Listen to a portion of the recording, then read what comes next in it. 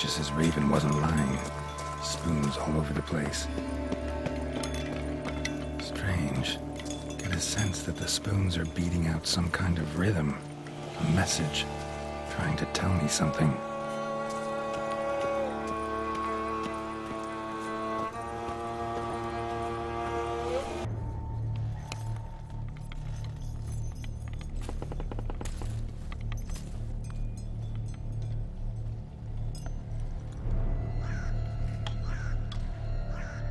None shall sit and dine with you at your table. No spoon you have shall sate you. Never again shall you wish to spy your reflection in the mirror. Sounds like a curse, all right.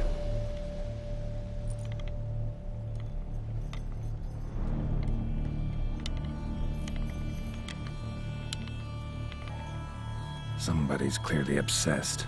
Regis mentioned the place might be cursed. Can't be a coincidence. Need to look around.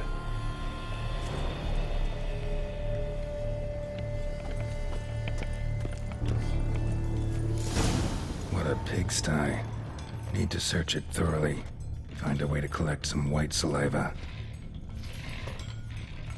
White's obsessed. A real collector. Thoroughbred. Spoon's incredible. The craftsmanship. Must have graced a rich man's table.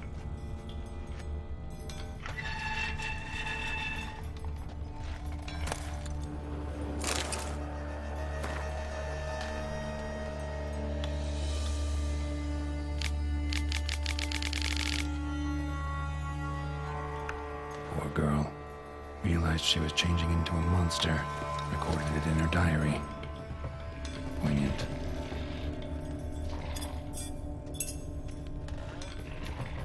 Smashed mirror. As if someone couldn't stand to look at themselves. The monster. Journal's author, maybe?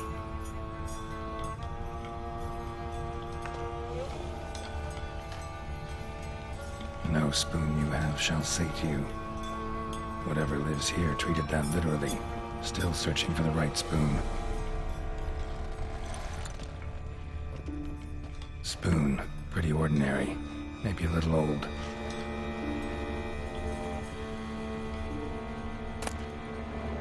Spin key. Sophisticated crafting. Tag bears a description. White's a true collector.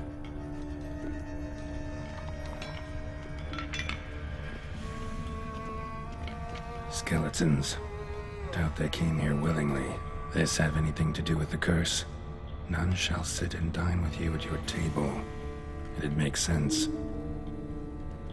Broken neck. Indentation in the skull's lateral surface. Smacked in the head with something heavy. Right arm bit right off. Teeth all knocked out. Somebody tried to force feed him. No claw or fang marks. Probably choked to death. None shall sit and dine with you at your table. No spoon you have shall sate you.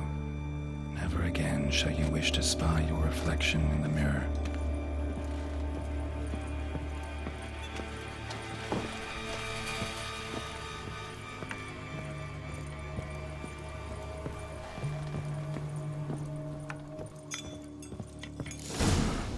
Actually does seem like a White's lair.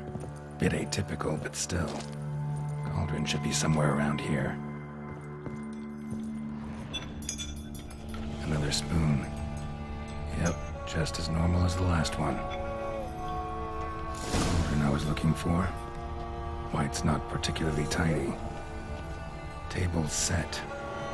White who lives here is getting ready for some sort of feast. White that lives here, definitely afflicted by a curse. And it's been trying desperately to lift it. Cauldron's empty, unfortunately. Regis needs some brew. Afraid he won't get that. No choice but to hide and wait for the saliva glands and their bearer. Need a spot that'll let me observe the cauldron.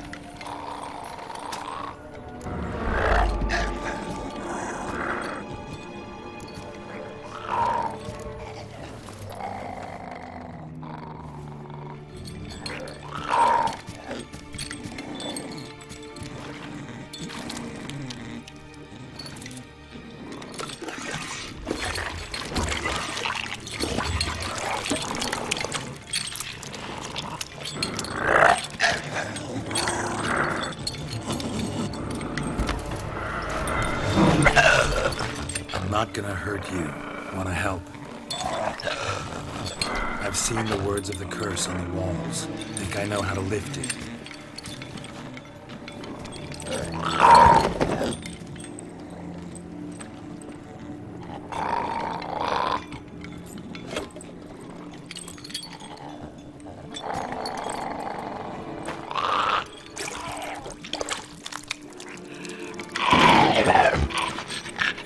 You tried to bring folk here, convince them to sit at the table with you, right?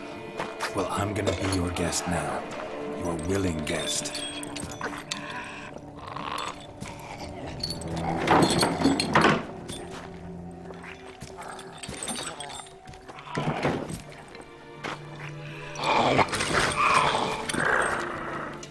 Just need a bit for Regis.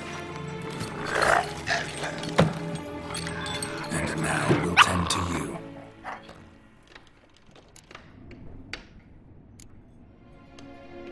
Need to get this right. Words of the curse were, none shall sit and dine with you at your table. No spoon you have shall say to you, never again shall you wish to spy your reflection in the mirror.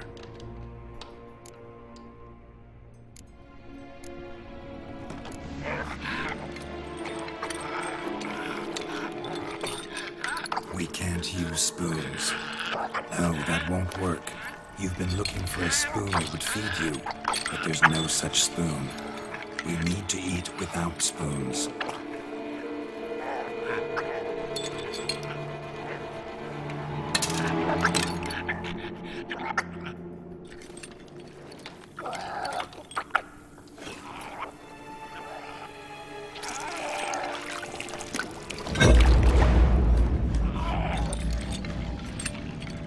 Open your eyes.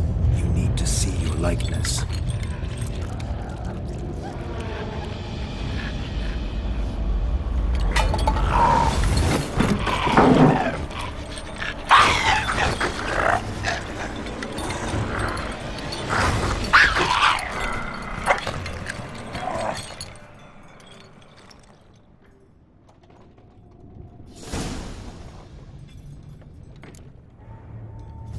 It worked.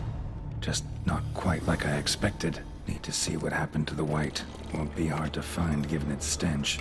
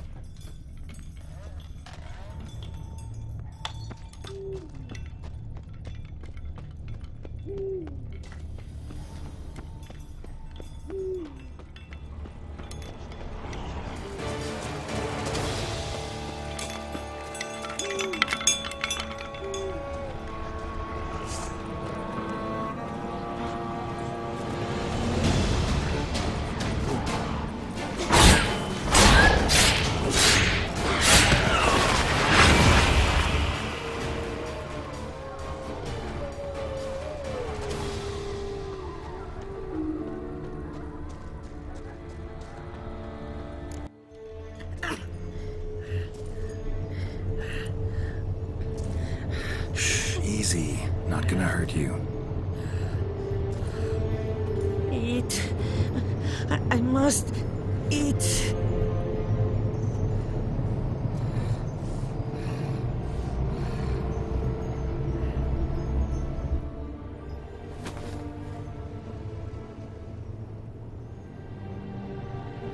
I'll take you someplace safe.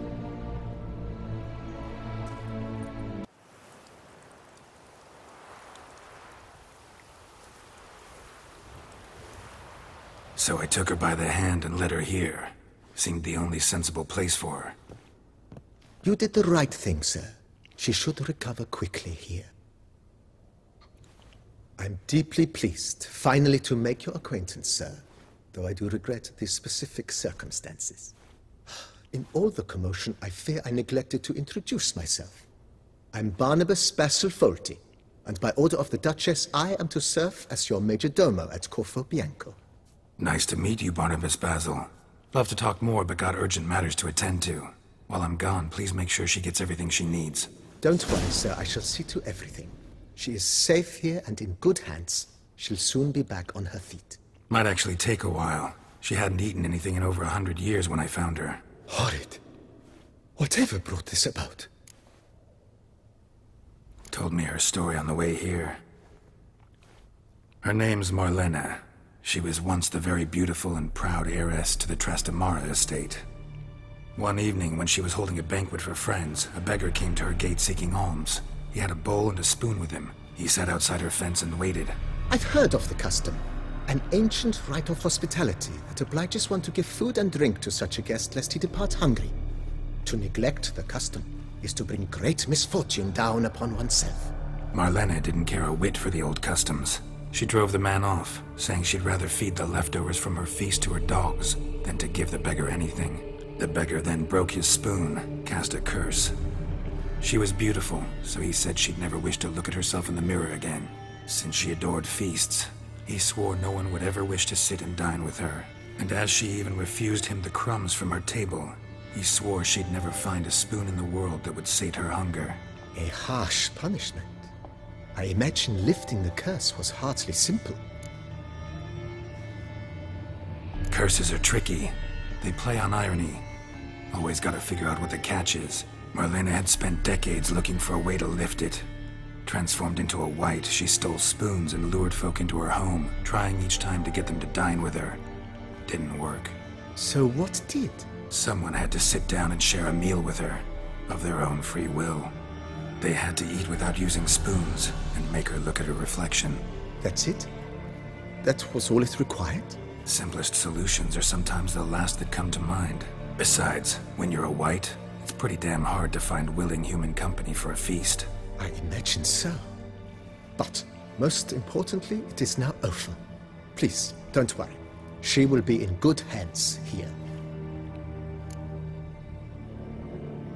Vineyard comes across as a place with a rich history. Know who owned it before me? Baron Rossel, who went bankrupt, forcing him to sell the estate to the Duchess. The Baron, in turn, had purchased it from Monsieur Bolius of the Headsman, a truly colorful man of Ketweni origin. He was actually a headsman? No, not him, but his great-great-great-great-grandfather. Indeed. Apparently, he was a common cut-purse who somehow secured for himself the post of ducal headsman in Beauclair. Went about his work with an exceptional penchant. They say he chopped off more heads than there are grapevines in the ducal vineyards. He never hesitated, not once. Never sliced unevenly, never botched a job. For his exemplary service, the Duke granted him a title and this estate. Monsieur Bolius, on the other hand, was an engineer in his younger years. Once retired, he settled here and took to producing wine. Sadly, misfortune struck, and he lost his sense first of smell, then of taste. Additionally, he could not drink alcohol. His medic forbade it. Shame that. He gave up making wine? Not at all. He made even more of it. Began throwing wild balls to which he'd invite friends from far and wide in order to treat them to his wine and delight in the fact that at least someone could enjoy it. It's the sort of man he was, Monsieur Bolius. Thanks. Gotta get back to my business now. See you soon. Sir! Sir! A letter for you, sir! Letter? Who from? Can't rightly say, sir. I was just to deliver it.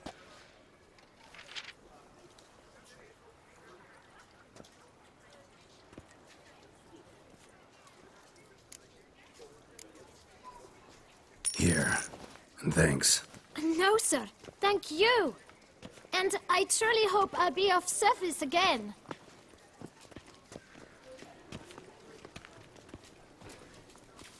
My dear Geralt.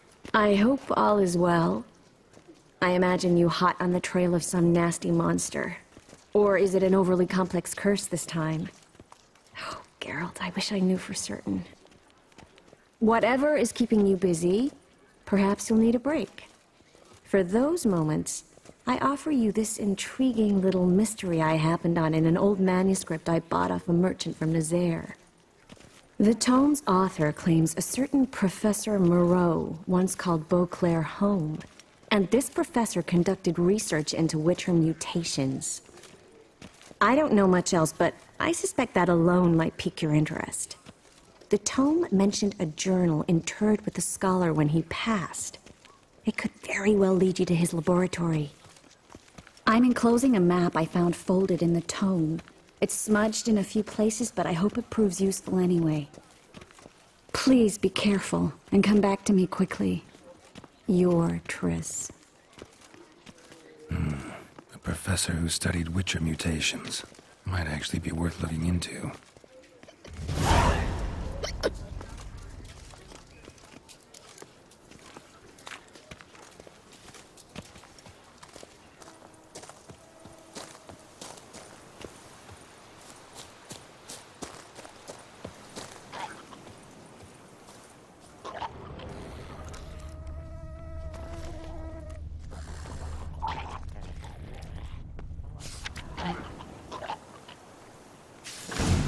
Inscriptions in Elder speech. Salvation lies not in Dolnevde, but in our hearts. Glory be to Eldarin. Damn. Professor's journal's long gone. I guess somebody else found out about it too. Should look around, see if I can find something else. Professor certainly can't do much to help me with my search.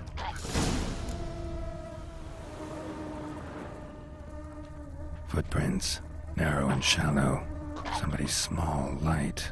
Woman, maybe? Wonder where they lead.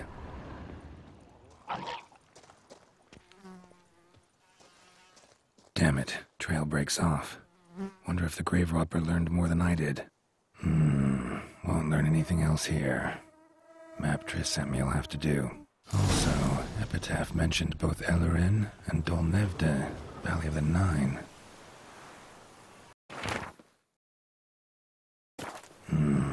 Site marked on the map's all wet now. Sans Retour flows through there. Must be where the Valley of the Nine once lay.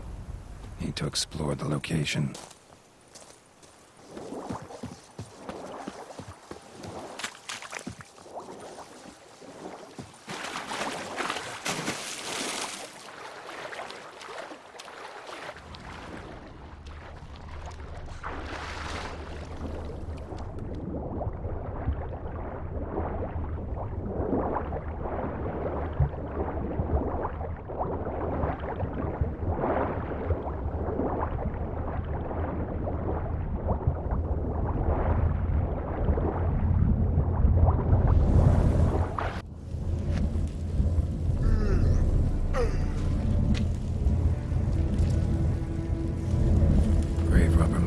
Something in Moreau's tomb to activate the entry portal. Wonder what surprises this place has in store.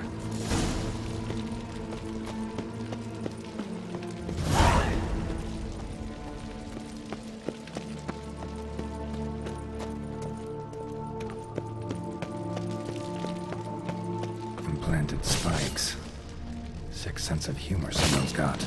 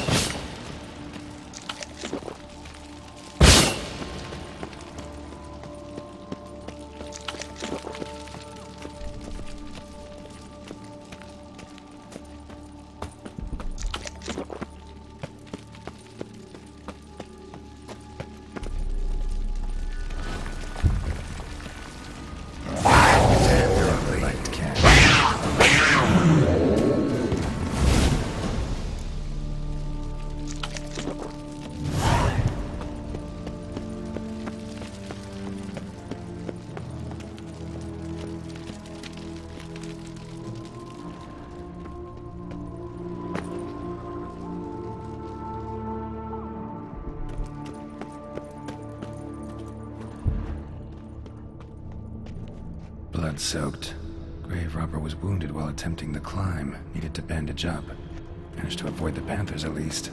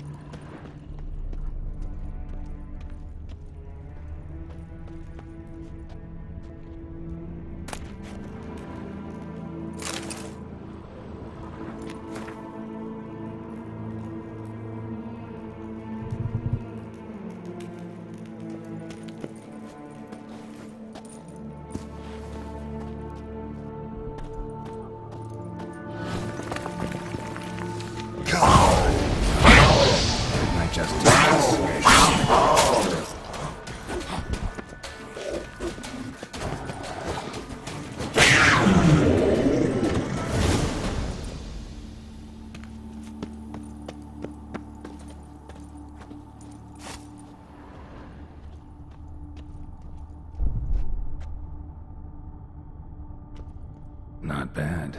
Wouldn't mind having something like that myself.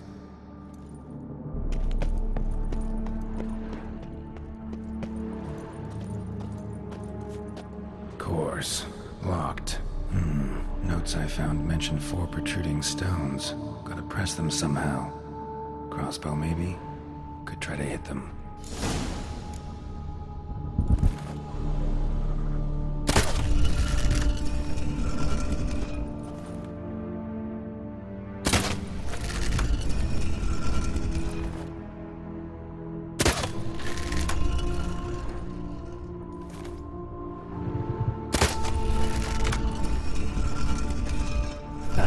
Did it.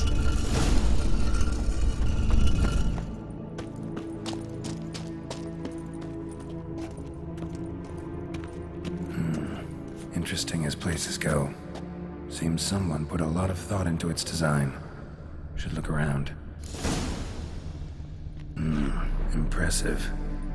Is just decoration, or... Unwanted guest. Intruder! You are not welcome here.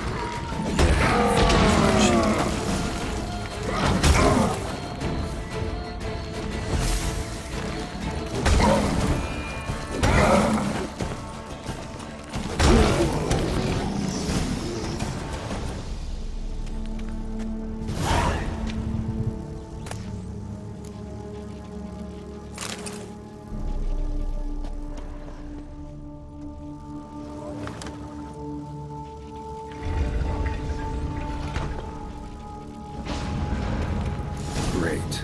Portals. This just keeps getting better.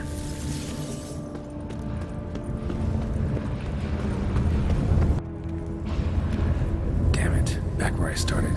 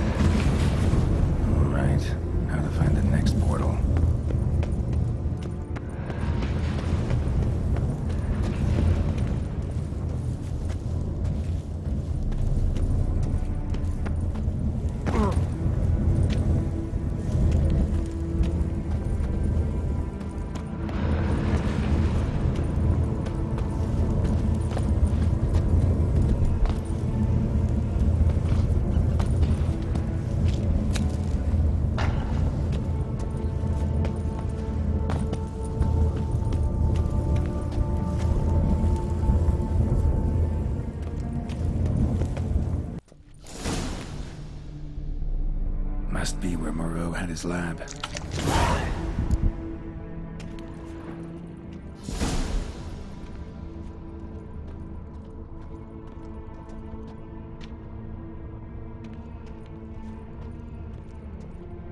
Just need to pick an entry.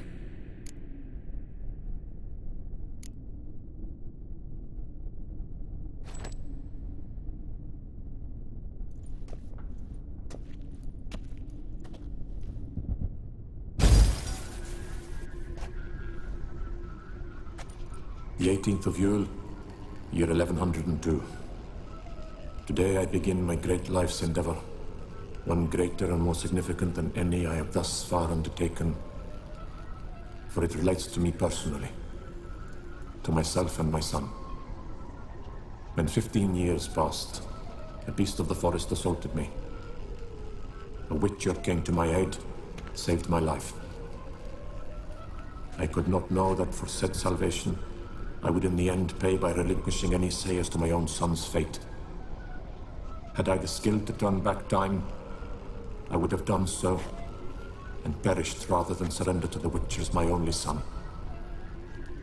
But as it was, on the day when Jerome was taken, I swore an oath on my honor that I would recover my son. Today, following years of research and preparation, I have at last devised a device that allows me to study mutations. If the gods in their goodness grant me but a bit of favor, I shall find a way to reverse said mutations and restore Jerome to a normal life. So, Professor wasn't out to enhance Witcher mutations, wanted to reverse them. Wonder if he managed, and if there's anything in it for me.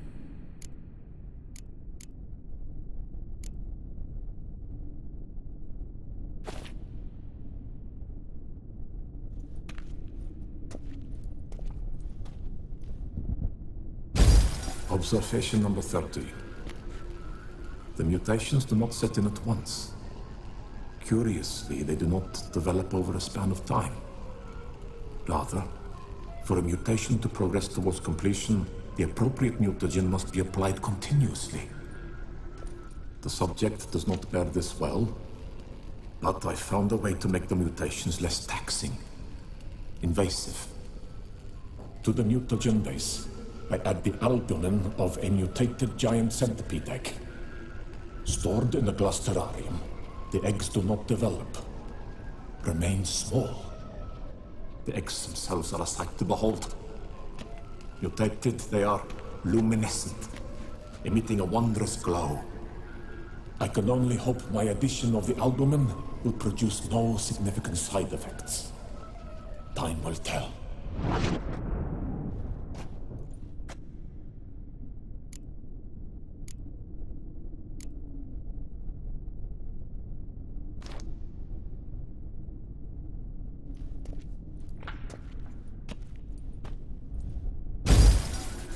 Years of experiments, research, sacrifice, all for naught. I have failed to achieve my defined objective. Each mutation I applied to my subjects proved ineffective when applied to Jerome. What I meant to cure him of his witcherism, that which I meant to restore to him a normal life, only deepened his mutations, further augmented his speed and strength, rendered him yet more inhuman. It seems my son must remain a witcher forever. I have failed. The time has come to abandon this place. Return home to Lydia. She may yet deign to take me back. The contraption and mutagens I leave here, let them wither and crumble, as did my dreams of regaining my son.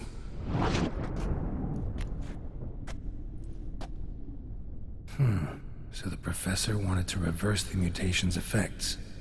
Ended up deepening them. Stroke of luck for me. Could profit from his failure.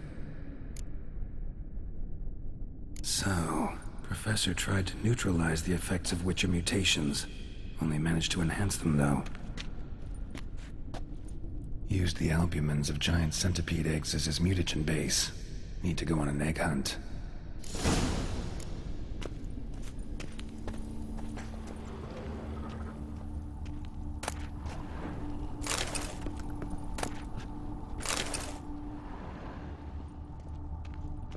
Guessing this man didn't come here willingly.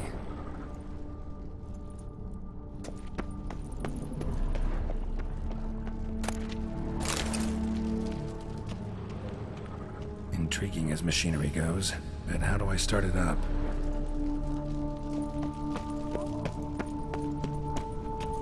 Crystals. Should mount them in the megascope. Missing. Just need to pick an entry.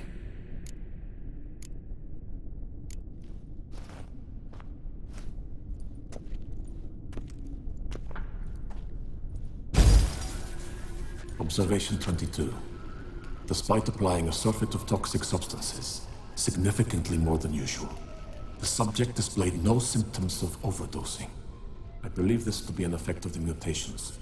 Thus, a minor success. This mutation should allow Jerome better to tolerate toxicity.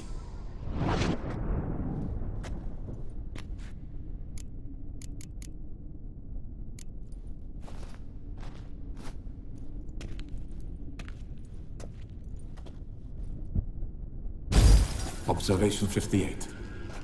Sometimes failure is the catalyst for success. I've discovered a method by which one type of mutagen may be transmuted into another through the addition of certain ingredients. This is a great day for science. In addition, I observed that today's dose of mutagens brought the subject to the brink of death. He then suddenly awoke, revived, his strength renewed.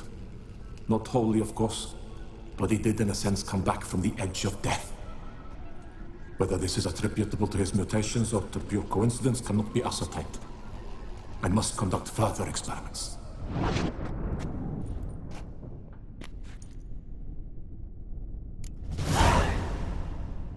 Seen enough.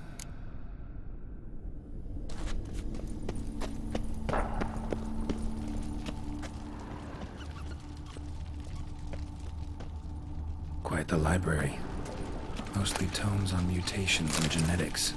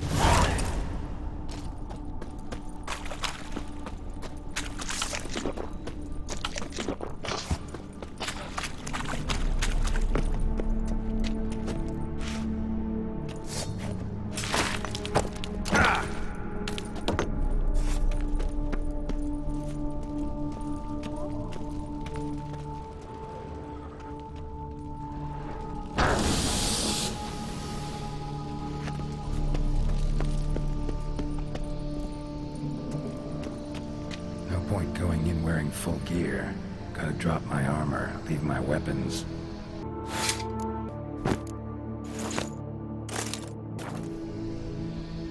Professor's mutagens might work on me as they did on his son. Well, time to find out.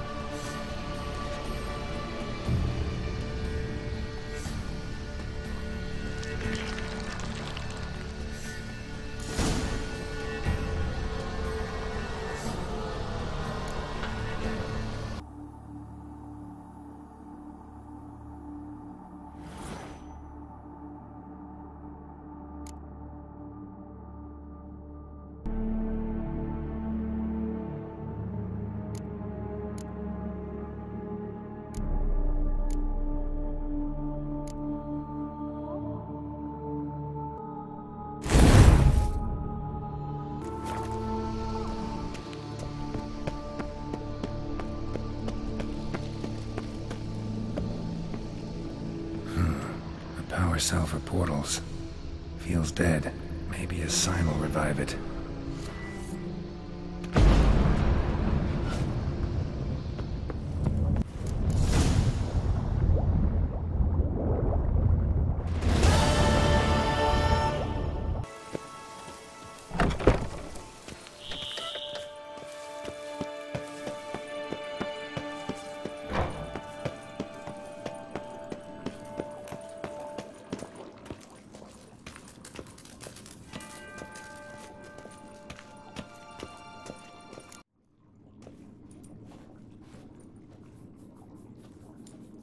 Think your friend's hand will make for a nice broth? You've clearly honed your sense of humor. But we are not cannibals, Geralt. I took a fragment of tissue from the hand. It will suffice to prepare some resonance. What did you do with the rest? I cremated it, as our codex commands. Raven told me you'd acquired the necessary ingredient. Send your spies after me? My watchers. Were something to go wrong, I could then arrive quickly to help. Managed fine alone, but thanks for the thought. Gonna need much longer to finish brewing resonance? Mentioned the last ingredient, too. What about that? That, I fear, might prove troublesome. You see, to use the concoction to summon the memories of one, the solution must contain the blood of another specimen of the same species. Shouldn't be a problem. I happen to know a higher vampire who should be willing to help. Right, Regis? It's not that simple, I'm afraid. While you were away, I tried my damnedest to identify a replacement, but, alas, none such exists. Not sure I understand what the problem is. Can't we just draw some of your blood? The blood must be in an agitated state. As I'm certain you know, higher vampires can change their corporeal shell. As our flesh changes, so does our blood's chemical composition. To make a long story short, I shall need to induce in myself a state of strong psychokinetic arousal. In brief, madness, rabidity. And that stands to be very, very dangerous. Dangerous? Why? I mean, you'll still be you, right?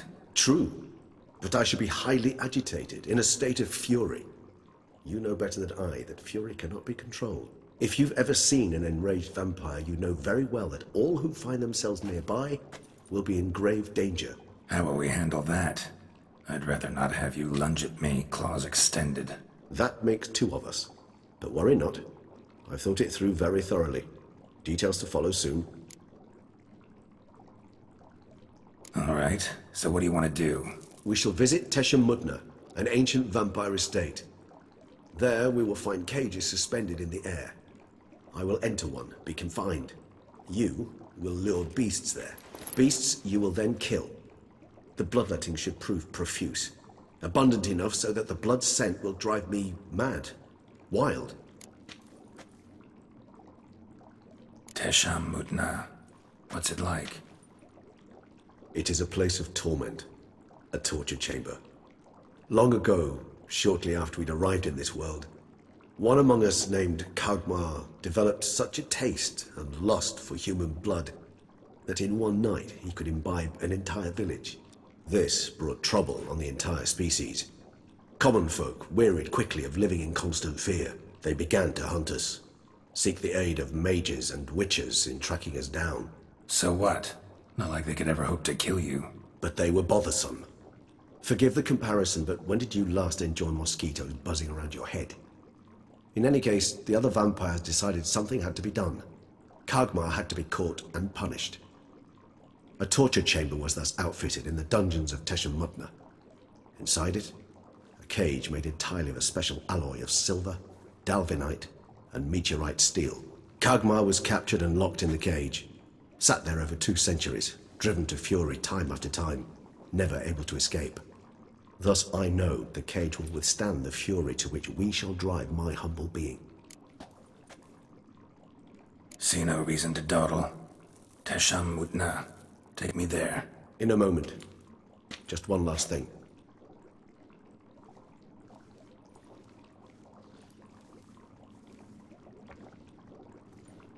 What was that? Blood. Oh, the last favor the Raven did me. I've also taken some Sangurium, a solution that sharpens one's sense of smell. 1 drop of blood shall smell like a gallon to me now. You crazy? You're a recovering addict. Your outrage warms my heart, Geralt. But you must remain calm. I had no choice.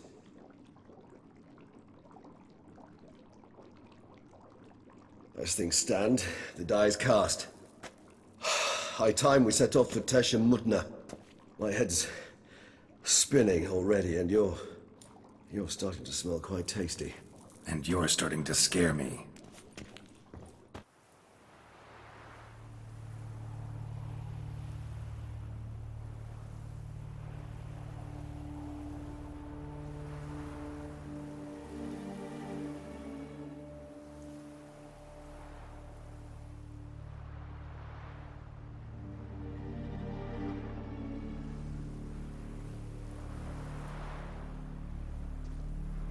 We have arrived. The sacrificial chamber of torture and torment lies underground.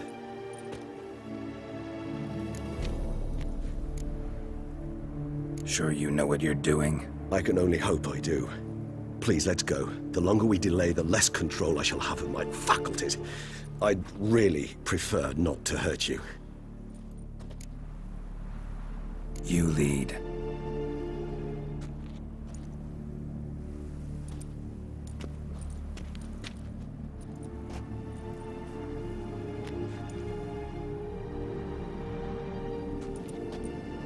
Scurvers must be getting close to their feeding ground. Correct. I told you there'd be danger.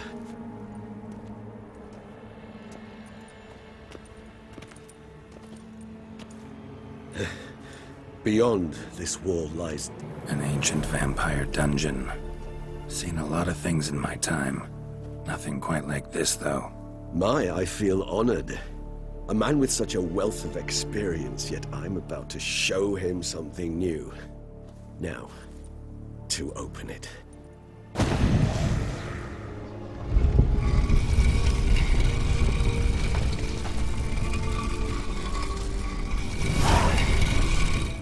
How the hell? It's an ancient form of protection against unwanted guests. The mechanism which releases the latch reacts only to a higher vampire's blood. Tricky mechanisms, a vampire hideout. Fortified, secured. Must have been important to your species once, Toussaint. It shall always be so. During the conjunction, the gate from our world into this one opened upon this land and no other. This was the first place we saw. Human husbandry and care? This for real? The author observed humans, their behavior, over the many years he spent breeding them. Morally suspect though it may be, it's a thorough survey of the topic. This place. There's evil here. Death hangs in the air. Yes. A great many beings have breathed their last here.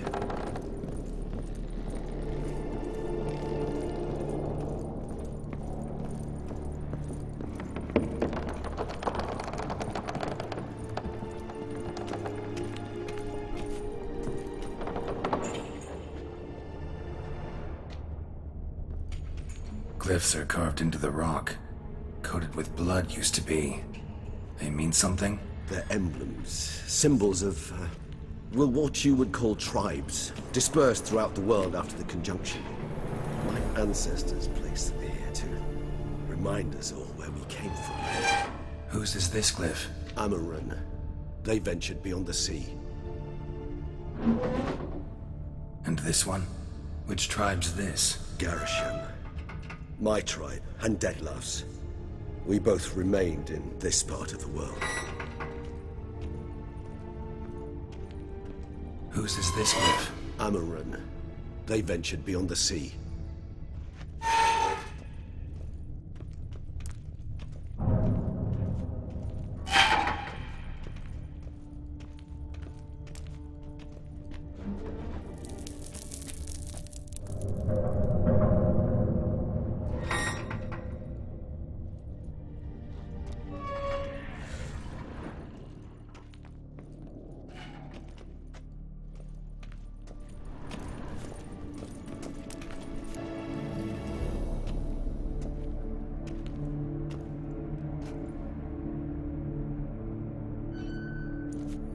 Charming place. But what are all those cages for? Mentioned one vampire being kept here. Yes, well, you see, humanitarians is something my ancestors were not. They concluded Kagmar would best be punished if he were tormented with the scent of blood he could not taste. Thus, they also kept humans here. Humans whose blood they slowly let. Kagmar ranted and raged in pain as those humans slowly bled to death. They treated them like livestock. Live bait. I'd like to be able to turn back time, deny it, but alas, I can do neither. Feel shame for my brethren. That is all I can do. Don't take it so hard. Nothing you could have done about it. Let's get to work. Well, that was awkward. Fine. I prepared the bait. Please be so kind and place it, ideally at the tunnel entrances. The scent will spread most effectively then. Place the bait at the tunnel entrances. Monsters will catch its scent more quickly. When I think how these tunnels got here, send shivers. It was the natural order of things. The place reeked of death and it attracted necrophages.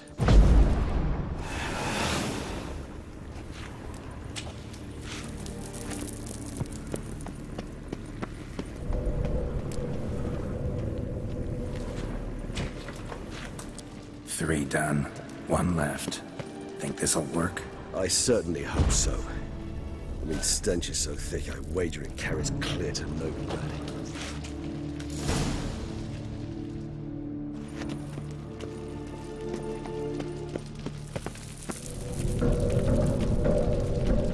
Bait set. What now? I shall enter the cage. You must chain me inside. The bars are made of an alloy that will prevent me from transforming into mist. Kinda thought you wouldn't want to.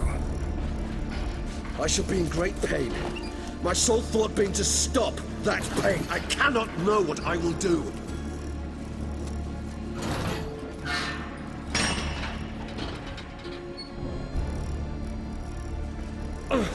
We must hurry. The beasts have caught the scent and also my head. I started spinning. That the blood? Someone who's never experienced a vampire's bloodlust does not know the true meaning of thirst.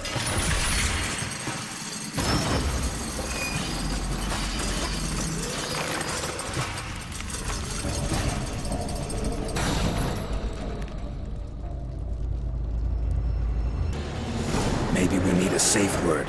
You know, something you'll say when you can't take it anymore. And what would you do once I uttered it? Don't know. Calm you down. Somehow. Please, girl. You won't be able to. You should smell the blood.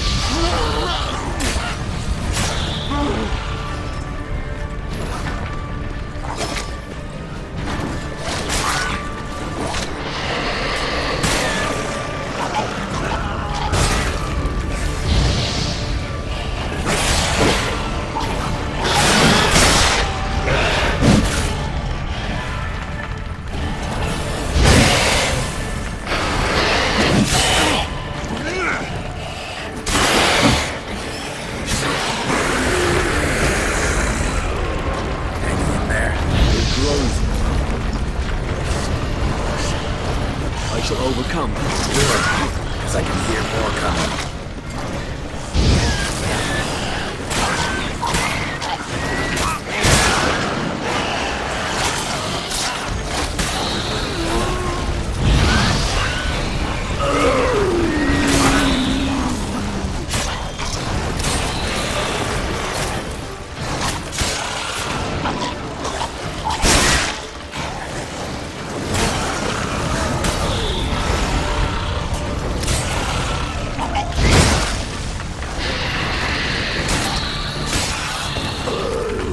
Hold on, I'll let you out.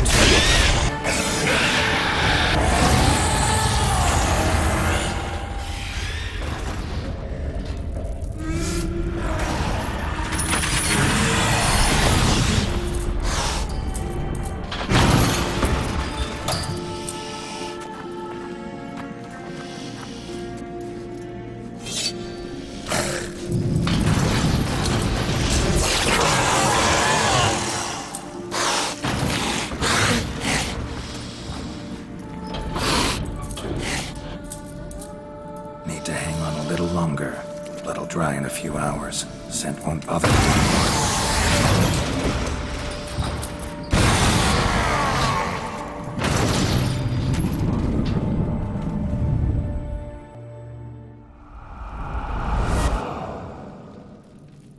Get you out of here.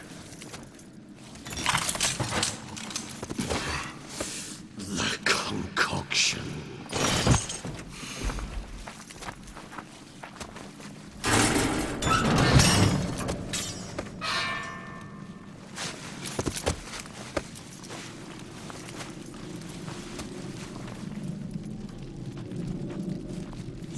finish it in this state.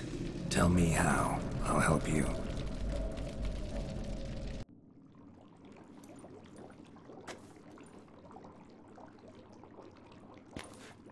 Any better? Far from ideal. And some time must pass before I fully recover. But yes, a bit better, thank you. Never expected it to be like that. You didn't tell me. We need not discuss it. But we do. Because if I'd known you were going to subject yourself to torture... What would you have done?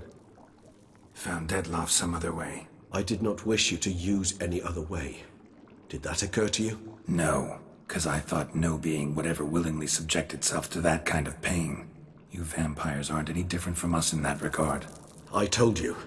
The pain is my way of paying my debt. The enormous debt I owe Dettlaff.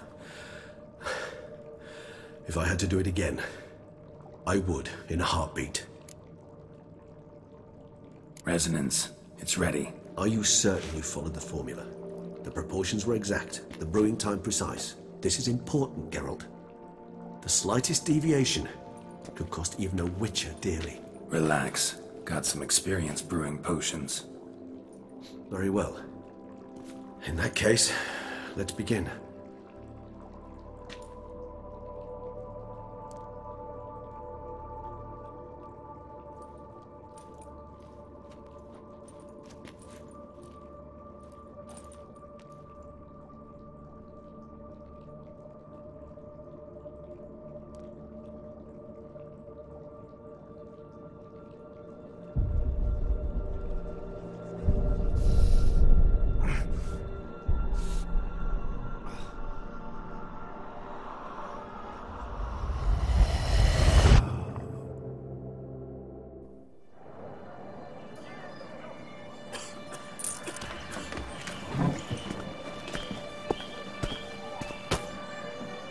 Excuse me. I shall only take a moment. You jumped the queue, sir. But Count, sir, you must understand. I've a meeting. The Count... Sir, you were next. Please, take a seat. This gentleman was here first. Step down or you shall regret it. Ah, fails to realize he was your friend, Count.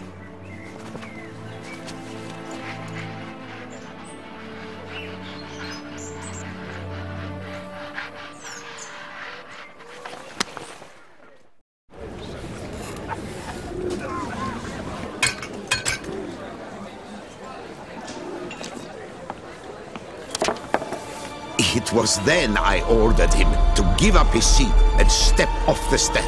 If only you'd seen his face. We got him good, didn't we, Dettlaff?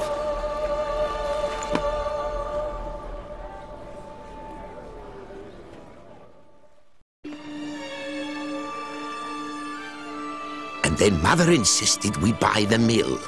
Curious, eh?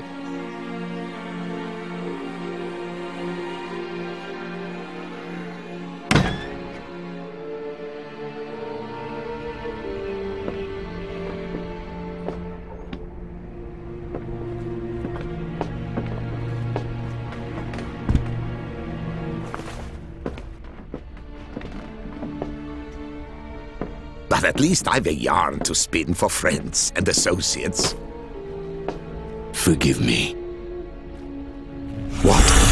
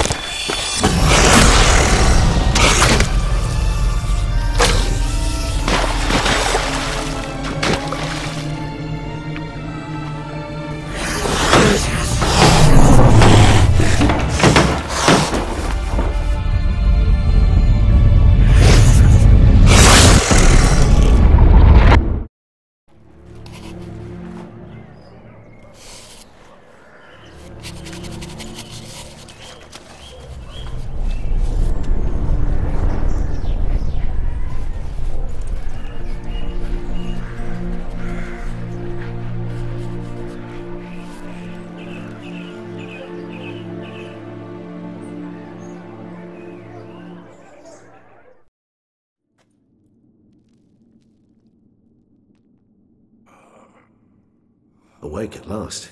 You ride like a squirrel caught in a snare. I'd begun to fear they were death throes, that you'd departed. Sure wasn't pleasant, but it worked. What did you see? Delacroix. His death did not come easy. Seems Dettlaff had made friends with him, still killed him, and chopped up his corpse. And he was overcome with fury, remorse, cut off the hand that had committed the murder. Interesting. And entirely unlike the Dettlaff I know. See anything else?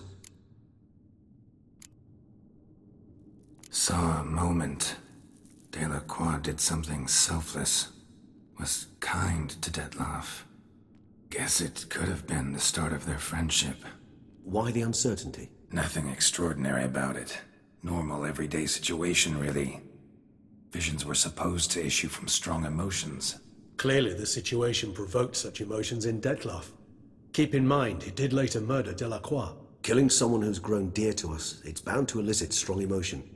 Vampires are no different in that regard. Did you see anything else? There was something. Showed up twice in the vision. A bootblack stand. Dettlaff first met Delacroix there. Went back after the murder, actually. Peculiar. Stand was somewhere in the Port District. And the bootblack acted as if he knew Dettlaff. That would be even odder. Perhaps we should have a chat with the lad. Though I would expect no breakthroughs. It's our only lead. I'll go talk to him. Coming with? I shall join you later if it's no trouble. I don't yet feel strong enough to venture out. That's fair. Rest up. Be back as soon as I learn anything.